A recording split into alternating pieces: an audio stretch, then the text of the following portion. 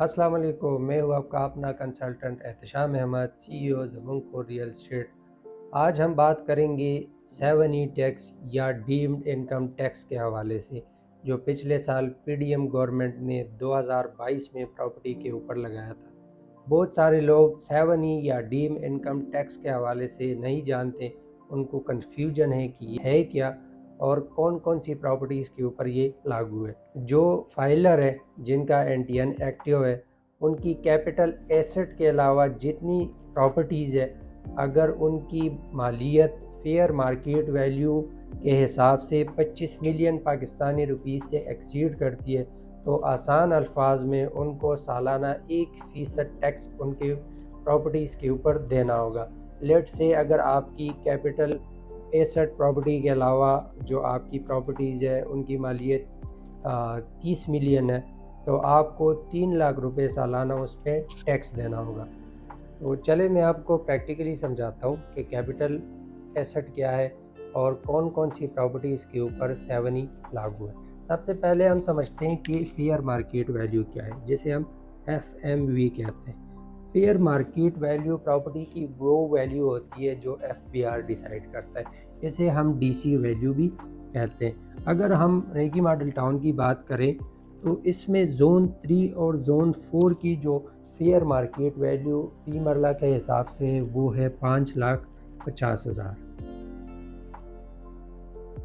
जो विथहोल्डिंग टैक्स हम देते हैं या जो गेन टैक्स हम देते हैं वो इसी वैल्यू के ऊपर हम देते हैं।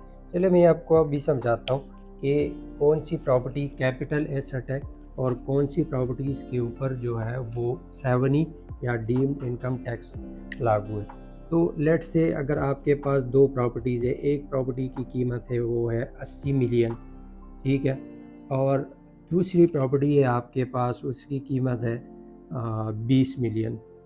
तो टोटल ये जो रेट हमने लिखा है ये फेयर मार्केट वैल्यू के हिसाब से ही हमने लिखा है। अगर हम इन दोनों को मिलाते हैं तो ये बनते हैं 100 मिलियन, यानी जो डीम्ड इनकम टैक्स है वो 25 मिलियन से ऊपर के प्रॉपर्टीज़ पे लागू है। तो इस हिसाब को हम देख के इस पे कह सकते हैं कि इस पे डीम्ड इनकम टैक्स है, लेकिन इस पे डीम्ड इनकम टैक्स नहीं है, क्योंकि ये जो पहली प्रॉपर्टी है ये आपका जो बनता है ये कैपिटल एसेट है, ठीक है। इस पे कोई टैक्स 7E नहीं है। तो जो आपकी दूसरी प्रॉपर्टी बनती है वो 20 मिलियन, यानी ये 25 मिलियन से कम है, तो इसके ऊपर कोई 7E अप्लाई नहीं है। चलिए मैं आपको दूसरे एग्जांपल से समझाता हूँ। लेट से आपके पास दो प्रॉपर्टीज़ है। नंबर 1 आपकी प्रॉपर्टी है 25 मिलियन, ठीक है, फेयर मार्केट वैल्यू के हिसाब से, और आपके पास दूसरी प्रॉपर्टी है 75 मिलियन की, ठीक है।